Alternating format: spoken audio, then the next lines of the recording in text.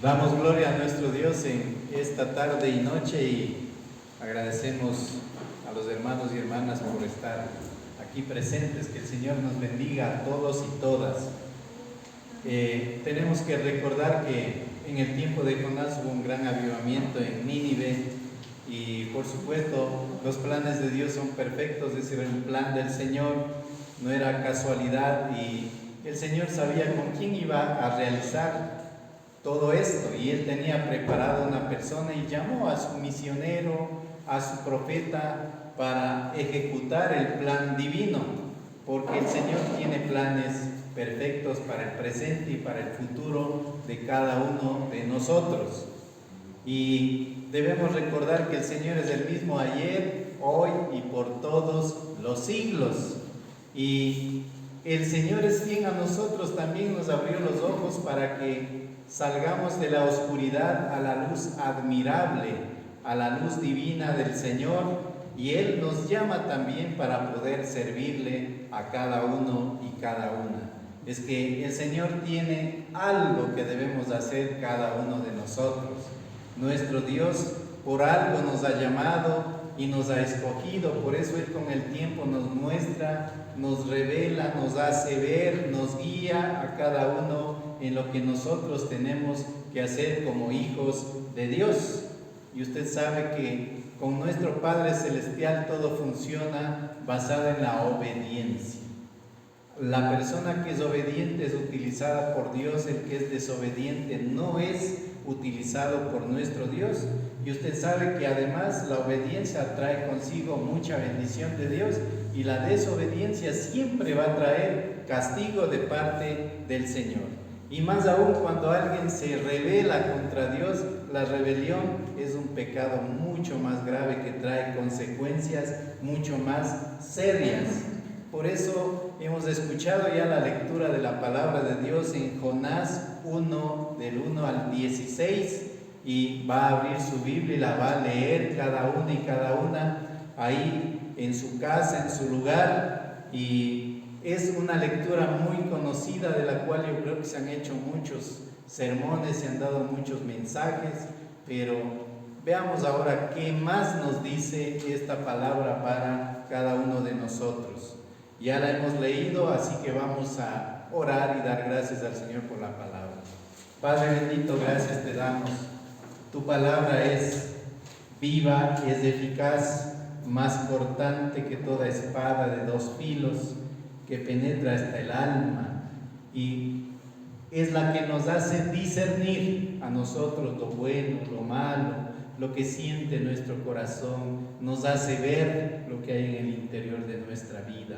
Y gracias porque tu palabra nos ha cambiado. Gracias, bendito Dios. Tu palabra es maravillosa, y porque es inspiración tuya, porque toda escritura es inspirada por Dios. Papito Santo, Dios de gloria, te exaltamos y te damos a ti el honor, y pedimos siempre que nos guíes por medio de tu palabra preciosa. Y te rogamos, misericordioso Rey de la eternidad, que siempre nos hagas mirar nuestros errores, hagas mirar en lo que estamos haciendo mal, y que tú, papito Dios, seas obrando tu perfecta voluntad en nosotros. Pero siempre, bendito Dios, cuando es necesario, llámanos la atención, cuando es necesario, reprende a tu pueblo, Padre bendito, para que seamos fieles, para que seamos gente entregada de corazón y de alma hacia ti. Te alabamos y bendecimos en el nombre del Padre, del Hijo y del Espíritu Santo. Amén. La palabra del Señor nos dice: vino palabra de Jehová a Jonás, hijo de Amitai, diciendo: levántate y ve a Nínive, aquella gran ciudad, y pregona contra ella, porque ha subido su maldad delante de mí. Vemos nosotros en este capítulo 1 que el Señor le llama a Jonás para que él haga un trabajo de misión en el extranjero. Él no iba a predicar a la gente de su pueblo, no iba a predicar a los israelitas, él iba a predicar a los asirios, y en ese entonces era Asiria con su capital Nínive. Dice que era una ciudad muy importante, muy grande, ubicada en lo que hoy es Mosul, en Irak, y en el Golfo Pérsico, y dice la palabra de Dios que era una ciudad grande, a sobremanera grande, de 3 días de recorrido, y se encontraba en la orilla oriental del Tigris y se extendía como 50 kilómetros. El desafío de Jonás era ir a proclamar ahí la palabra del Señor para traer el arrepentimiento a esas 120,000 personas que vivían ahí y para que ellos conozcan del amor y la compasión de parte de nuestro Dios. Y en realidad la ciudad no era tan fácil, era complicada porque había gente mala, perversa, eran guerreros crueles y gente que no conocía del Dios vivo y verdadero. Y en realidad, miren, cuando hablamos de ciudades que no conocen de Dios, hay muchas ciudades en el mundo, muchos países que no sirven al Dios eterno al que nosotros servimos. Y hay lugares también, aún en nuestros pueblos, donde la gente no conoce de Dios, familias que viven apartadas del Señor, que le ignoran por completo, porque los afanes de la vida, sus quehaceres, hacen que en realidad no necesiten, según ellos, de Dios, no necesiten de nadie, y se olvidan de aquel que nos da la lluvia, se olvidan de aquel que hace salir el sol sobre buenos, malos, sobre justos e injustos, y se olvidan de aquel que hace producir al campo, hace producir los árboles y nos da los frutos para que nosotros comamos. Y a veces la gente solamente sirve a Dios por medio de una religión, cumpliendo ritos ya establecidos, y no tienen una relación verdadera con Él que nazca de lo más profundo de su corazón. Y por eso es necesario predicar un mensaje completo. Cuando un siervo de Dios va a predicar, debe compartir el mensaje completo, porque en realidad el Señor no manda a predicar otras cosas. A Jonás no le dijo: anda y predícales allá de ciencia, de leyes naturales. No le mandó a dar una clase de oratoria, no le mandó a hablar de politiquería, no le mandó a hablar nada de eso, no le mandó a dar un curso de cómo ser millonario o de cómo progresar en la vida. No le mandó él a enseñar historia. El Señor le mandó a pregonar contra Nínive acerca de su pecado. Y usted sabe que el pecado es lo que cala en el corazón de la humanidad y destruye a los seres humanos. El pecado es el que daña familias, el pecado es el que rompe hogares, el pecado es el que destruye pueblos y países enteros. Y el Señor le manda para que proclame acerca del pecado y la condenación a toda esta gente, porque ese pecado había llegado ya hasta la presencia del Señor y Él no estaba desentendido ante aquello, y el Señor quería actuar con poder. Y le manda a pregonar que esa ciudad va a ser destruida y que tenía que ir de inmediato, sin perder el tiempo, porque Dios ya había puesto un plazo para destruir a Nínive. Y le dice en Jonás 1:2: levántate y ve a Nínive, aquella gran ciudad, y pregona contra ella, porque ha subido su maldad delante de mí. Pero mire lo que es la palabra del Señor y lo que es el corazón del hombre. Jonás escuchó el llamado del Señor, pero ¿qué es lo que hizo él? Escuchó cuál era su misión, él escuchó lo que el Señor le mandaba hacer y a dónde tenía que ir, y decidió alejarse. Tal vez sacó conclusiones en su corazón de cómo iba a ser justo que él vaya a predicar a esa gente mala y cómo iba él a ir a predicar a una gente que no merecía la misericordia, y decidió huir y apartarse de Dios. Por eso, hermanos, siempre hay que obedecer lo que Dios pone en nuestro corazón hacer. Hay que obedecer lo que el Señor nos dice por medio de su palabra y obedecer especialmente los mandamientos. Miren, bienaventurados aquellos profetas que escuchaban la voz audible de Dios y Dios les hablaba a su oído. Y Dios les hablaba para que ellos escuchen la voz. Imagínense la voz poderosa de Dios dándole una orden. Y este profeta no le hace caso al Señor. Por eso, hermanos, cuando Dios le manda algo a hacer, haga. Si el Señor pone en su corazón congregarse, buscar la presencia de Dios, hágalo. Si el Señor le pone en su corazón buscarle cada día en oración, búsquelo. porque ahora a la gente le gusta vivir un cristianismo tibio, que ahora es preferible darle mucho tiempo a las redes sociales y no a Dios, y creen que venir a la iglesia es hacerle un favor al pastor o hacerle un favor a Dios, o solo para pasar lista, para que Dios pase la raya. Pero no es así, mis hermanos amados. En realidad debemos nosotros ser conscientes. Queremos milagros, queremos que Dios obre poderosamente en cada pedido que le hacemos, queremos respuesta a las oraciones, pero en realidad a veces no queremos asistir a la casa del Señor. Y sin ofender, ¿cuánto nos parecemos nosotros a Jonás? Nos parecemos mucho a veces, hermanos. Él le dio una orden que significaba salvar la vida de miles de personas, pero a él no le perturbó eso. Parece que él no quiso sacrificar la comodidad de su religión, y como estaba un poco difícil y tenía que caminar lejos, entonces mejor era decirle a Dios: no voy. Imagínense querer huir de la presencia de Dios debido a los juicios de su corazón. Querer huir de la presencia de Él cuando el Señor dice que si nos vamos al cielo, ahí está el Señor. Si nos vamos a lo más profundo del mar, ahí está el Señor. ¿A dónde huirás lejos de mi presencia?, dice el Señor. No podemos huir hacia ningún lado. Pero dice la palabra en Jonás 1:3: y Jonás se levantó para huir de la presencia de Jehová a Tarsis, y descendió a Jope y halló una nave que partía para Tarsis, y pagando su pasaje entró en ella para irse con ellos a Tarsis, lejos de la presencia de Jehová.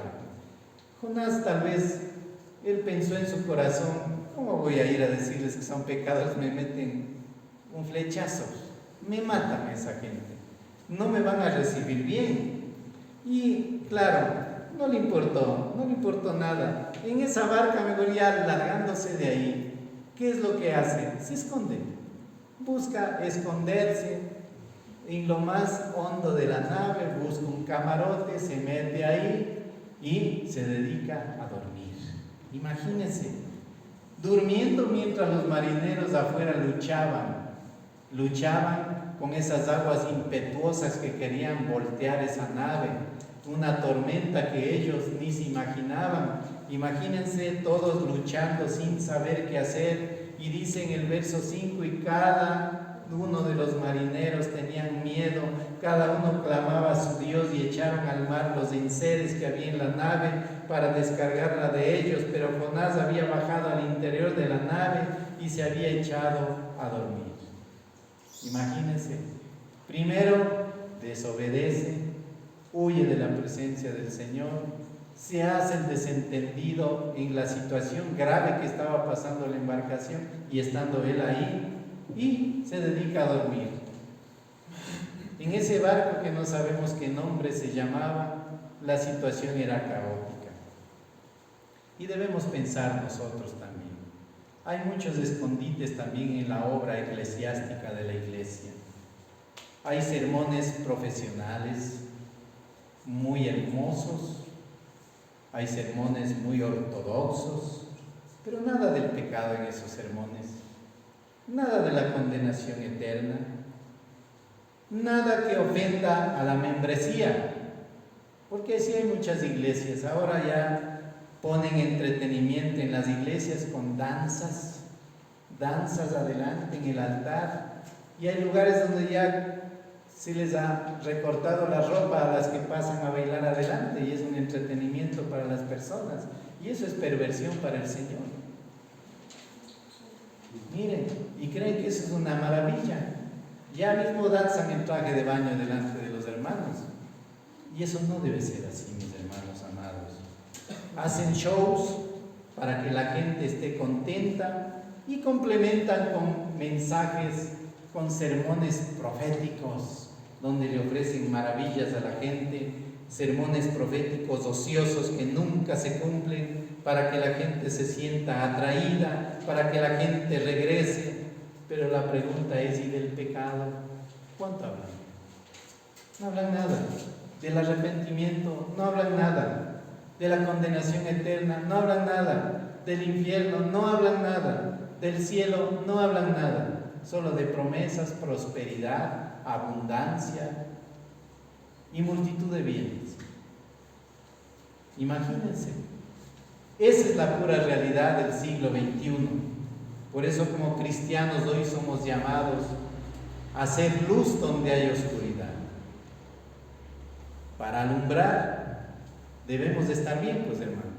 Usted quiere ser luz de parte del Señor, pero para ser luz tiene que estar bien con su corazón, debe estar bien con su vida, no tiene que estar en pecado. Como dice Mateo 6:23, busque ahí en su Biblia, dice: pero si tu ojo es maligno, todo tu cuerpo estará en tinieblas. Así que si la luz que hay en ti es tinieblas, ¿cuántas no serán las mismas tinieblas? Recuerde que un ciego no puede ser guía de otro ciego, y el Señor Jesús confrontaba siempre eso a los fariseos. Ciegos, guías de otros ciegos, andan mal, andan en pecado, y ustedes quieren guiar espiritualmente a otros. Y en nuestro texto bíblico, Jonás era el llamado para alumbrar a los que estaban en tinieblas. Él era llamado para hacer luz, pero en este momento este hombre, el único llamado por Dios para alumbrar, estaba haciendo tinieblas. Él estaba en oscuridad. El profeta de Dios, imagínense, estaba huyendo, escondido de Dios, había desobedecido, no podía alumbrar, era como una vela metida dentro de una cómoda, dentro de un armario. ¿Qué va a alumbrar? No va a alumbrar nada. Imagínense que los incrédulos le busquen porque ellos estaban arrodillados clamando a sus dioses, porque no conocían de Jehová. Y él, no. Los marineros tenían miedo, dice la palabra de Dios, y cada uno clamaba a su Dios. Y Jonás, desconectado de la red celestial, desconectado del wifi de Dios, imagínense, Jonás estaba fuera de red, fuera de circulación, lejos de la presencia del Señor. Por eso tome en cuenta que hay que obedecer a Dios o sufrir las consecuencias. Y hay castigo para los desobedientes. Jeremías 18:10, señálenle en su Biblia: pero si hace lo malo ante mis ojos, no obedeciendo mi voz, entonces me arrepentiré del bien con que había prometido bendecirlo. ¿Cuál es el resultado para la desobediencia? El castigo. La gente del barco supo que la tormenta era un castigo por algo y por alguien que estaba pecando contra Dios. Y claro, ellos habían echado suertes. ¿Y quién ganó? Jonás. Jonás, él ganó. Y él se lo declaró a ellos. Y él tenía que recibir el castigo. Jonás 1:10 dice: y aquellos hombres temieron sobremanera y le dijeron: ¿por qué has hecho esto? Porque ellos sabían que huía de la presencia de Jehová, pues él se lo había declarado. La gente quiso darle una oportunidad, porque aún después de esto luchaban, botando todos los enseres de la nave, luchaban para que se estabilicen, pero la ira del Señor no podía ser detenida. La oportunidad humana pasó, no hubo cómo, y ahí es cuando el plan de Dios tenía que cumplirse. Jonás 1:15 dice: y tomaron a Jonás y lo echaron al mar, y el mar se aquietó de su furor. El pecado fue echado afuera y ahí vino la calma. Pero miren lo que es bueno Dios. Miren lo que es tan maravilloso nuestro Padre Celestial. Él tuvo de Jonás misericordia, así como tiene misericordia de todos los pecadores. Por cuanto todos pecaron, dice, y están destituidos de la gloria de Dios. Pero Dios muestra su amor para con cada uno de nosotros, en que siendo aún pecadores, Cristo murió por nosotros. Pero aquí, imagínense, el Señor muestra misericordia para que Jonás recapacite. No le mató. El gran pez vino y le tragó. Su castigo fue inmediato, por supuesto que sí. Pero más que castigo, era un medio de misericordia para que este hombre tenga una oportunidad más para obedecer a Dios. Jonás 1:17 dice: pero Jehová tenía preparado un gran pez que tragase a Jonás, y estuvo Jonás en el el vientre del pez 3 días y 3 noches. Ya estando en la oscuridad del gran pez dentro del vientre, ¿cómo se sentiría? ¿Cómo huele usted cuando parte un pez, cuando está lavándole un pescadito que ha comprado y le va a lavar? Está fuchi, la verdad, huele mal. ¿Cómo cree que estaba el vientre del pez? ¿Con perfume? No, señores, estaba apestando, estaba oliendo mal. Y él tuvo que aguantar ese mal olor y los ácidos gástricos del pez 3 días y 3 noches. Imagínese usted, ahí en medio de la oscuridad, en la incertidumbre, él, como cuando vemos en los capítulos siguientes, no sabía si estaba vivo o estaba muerto o estaba soñando, pero ahí tuvo oportunidad de ponerse de rodillas y clamar a Dios perdón y misericordia. Y estando en angustia, dice que oró. Jonás, en capítulo 2, versos 7 al 9. Cuando mi alma desfallecía en mí, me acordé de Jehová. Y mi oración llegó hasta ti en tu santo templo. Los que siguen vanidades ilusorias su misericordia abandonan. Mas yo con voz de alabanza te ofreceré sacrificios, pagaré lo que prometí. Cuando mi alma estaba ya hecho pedazos, ya me estaba ya muriendo, dice él, me acordé de Jehová, dice el sinvergüenza mío. Me acordé de Jehová. ¡Wow! ¡Qué gran noticia! Y mi oración llegó hasta tu santo templo. Claro, ahí se oró como oraría con todo su corazón.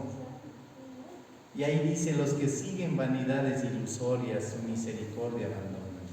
Vanidades ilusorias son los falsos dioses que la gente ha creado para poder servirles, dioses que no le exigen nada, dioses que no le piden nada, dioses que le perdonan todo, pero que no dan salvación. Mas yo, dice, con voz de alabanza te ofreceré sacrificios y pagaré lo que prometí. Ahora sí, Señor, voy a cumplir lo que me mandas. Voy a ir a hacer lo que me mandaste. El Señor es bueno. El pez estuvo en camino a la playa en todo ese tiempo, estaban ya lejos, imagínense 3 días que vaya nadando ese pescado, y hasta que llegue a la playa era lejos, y le llevó a la playa porque ya hubo arrepentimiento y el deseo de hacer la voluntad de Dios. El Señor sabe las intenciones de nuestro corazón, Él sabe lo que queremos decir antes que abramos nuestra boca. Por eso no hay que apartarnos del Señor y ser fieles hasta el último y ser obedientes, hermanos. Por eso tomen en cuenta cuando nos apartamos del Dios vivo, verdadero y maravilloso. Él usa cualquier medio para traernos de nuevo a sus pies.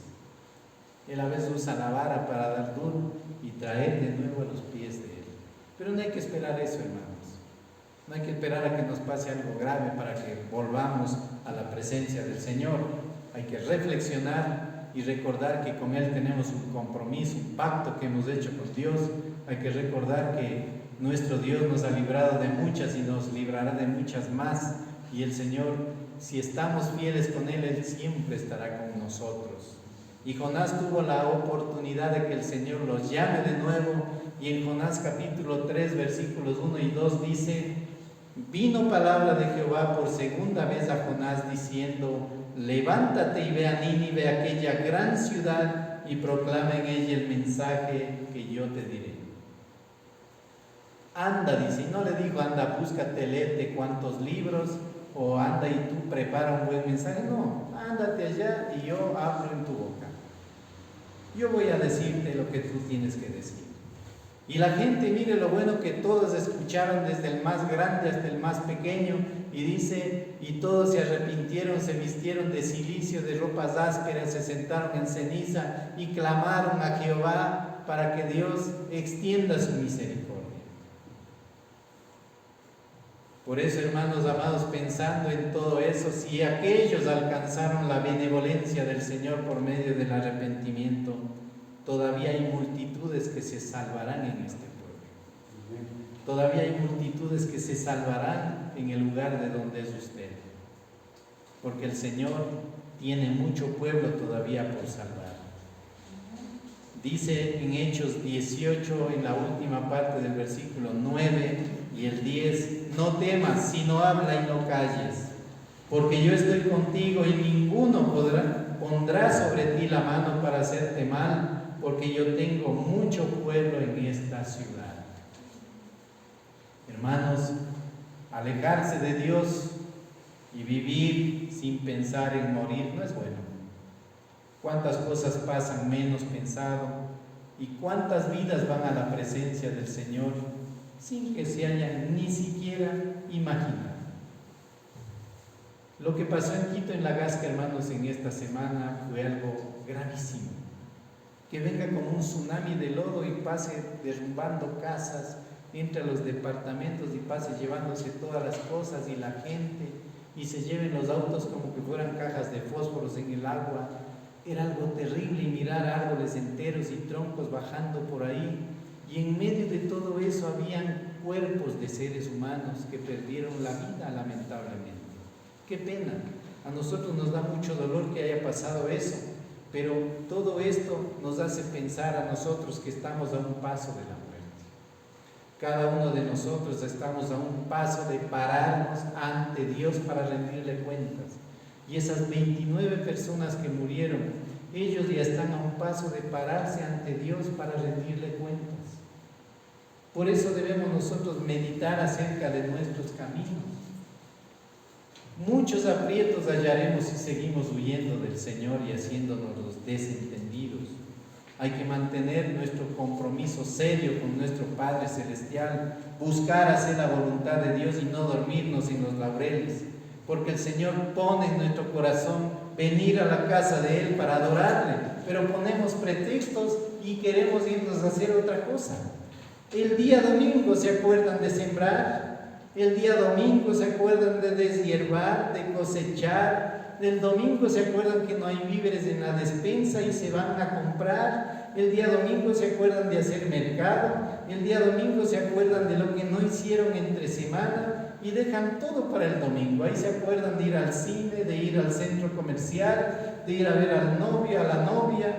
Y en realidad, como hijos de Dios, tenemos que responder al llamado que tenemos de parte del Señor.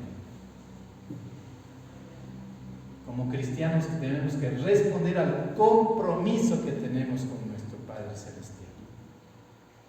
Pecamos cuando ofrecemos venir a la casa de Dios y no venimos. Llueve, no es que por la lluvia, ¿cómo voy a mojarme? Pero ¿a quién está yendo a buscar? Capaz que si le dijeran, mire, ha venido tal cantante popular al parque y en medio de la aguacera, no, un paraguas, yo me busco un poncho, y van corriendo ahí sí para ir a mirar lo que canta el cantante popular. Pero cuando se trata de ir a la casa del Señor, está frío, es que pretextos sobran. Por eso, hermanos amados, el camino del Señor es mejor que cualquier cosa. Primera de Juan 2:17 dice, y el mundo pasa y sus deseos, pero el que hace la voluntad de Dios permanece para siempre. Hermanos amados, la obediencia siempre será garantía de bendiciones grandes de parte del Señor. Vivir en desobediencia es garantía de grandes pérdidas delante del Señor. Por eso ya no hay que hacer nuestra voluntad, hacer la voluntad de Dios y prometer servirle como Él nos manda. Por eso el Señor quiere tomar su mano ahora mismo. Tiene que sujetarse de la mano del Señor y seguir caminando con Él. Y ser fiel a esa promesa que usted le hizo un día. Si se suelta de la mano del Señor, suelta la bendición de Dios. Si se sujeta del Señor, usted sabe que le va a ir bien. Apartados de mí, nada podéis hacer, dice el Señor. Por eso siempre dice, venid a mí los trabajados y cargados. Busquen al Señor mientras puede ser hallado. Clama a mí, yo te responderé. Pero a veces nos hacemos los que no oímos. Hermanos amados, cuando la muerte llega, hasta ahí se acabó todo en esta tierra. Todo lo que nos hayamos afanado ahí quedará. Pero lo que hayamos nosotros sembrado en lo espiritual, eso cosecharemos. porque en cada acción buena que hacemos y buscamos al Señor, seguimos edificando esa morada que Cristo va a preparar en los cielos. Hermanos amados, busquemos al Señor cada día y obedezcamos al Señor siempre. Permanezcamos siempre fieles al Señor. Cuando Cristo venga, recuerde que ahí será el inicio de esa vida sin fin, donde no habrá más llanto y dolor y donde habrá siempre la presencia del Señor y todas sus maravillas creadas para sus hijos y sus hijas. Que Dios nos bendiga, hermanos y hermanas. Gloria a Dios.